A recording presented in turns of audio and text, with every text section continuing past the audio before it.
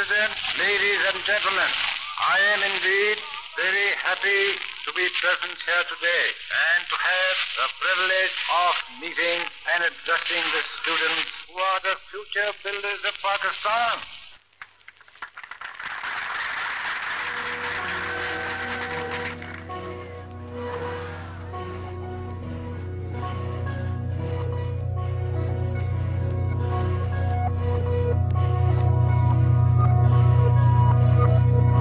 محمد علی جناح نے لڑکوں کو بلایا اور کہا کہ میں چاہتا ہوں کہ تم لوگ جو ہے تو مل کر کے آل انڈیا مسلم اسٹوڈنٹس فیڈریشن قائم کرو.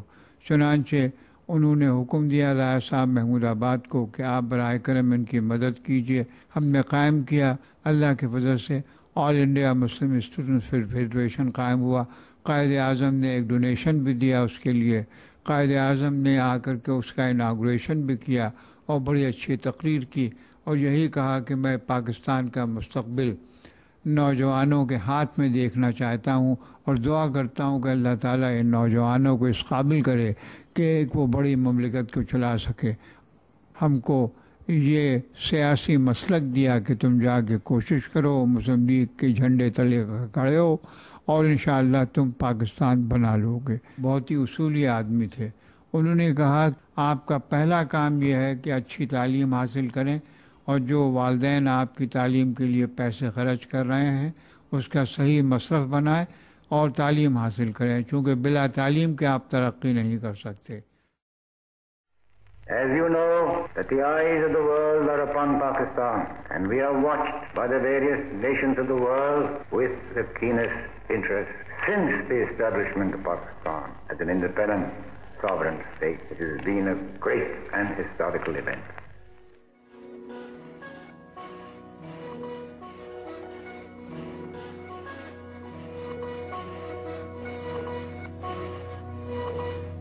قائد اعظم نے قرارداد پاکستان کے درمیان ایک بات کی تھی کہ if money is lost, something is lost. If honor is lost, great is lost. But if courage is lost, all is lost.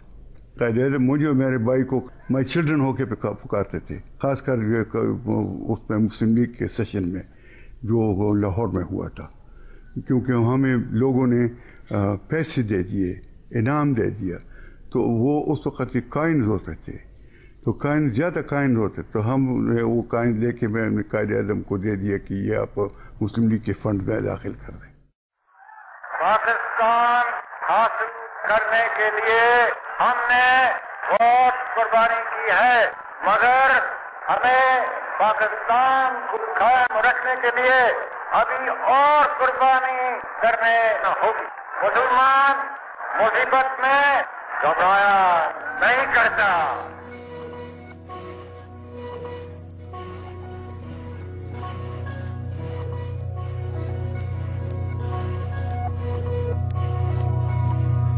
سن 37 میں قائد اعظم نے جب پہلی دفعہ دہلی میں وزٹ کیا ہے تو گھوڑا گاڑی میں انہیں لے کے آئے تھے. قائد اعظم کو ایک کسی مکان کی بالکنی میں جگہ انہوں نے حاصل کی تھی, وہاں سے بیٹھ کے میں نے سب سے پہلے قائد اعظم کو اس وقت دیکھا تھا کہ ان کو دیکھنے کے بعد تو ہم بس خوشی کے مارے بس دیوانے تھے. ان کے میز کے نیچے گھس کے ان کے پاؤں کے پاس بیٹھ گئے. جتنی دیر انہوں نے جلسہ رہا 2 گھنٹے, یہ ہمارے لیے بہت بڑا آنر تھا کہ ہم ان کے پاؤں کے پاس بیٹھے ہوئے تھے. آج کل کے ٹینرز کا جو امیتابھ کو دیکھ کے حال ہوتا ہے نا, وہ ہمارا قائد اعظم کو دیکھ کے حال. میں تو کہتی ہوں میرے والد کی تو حالت یہ تھی کہ وہ ان کی آواز بھی سنتے تھے تو ان کے آنسو بہنے لگتے تھے, وہ اتنا ایموشنل ہو جاتے تھے. Remember that your government is like your own garden. Your garden flourishes by the way you look after it and the efforts that you put forward.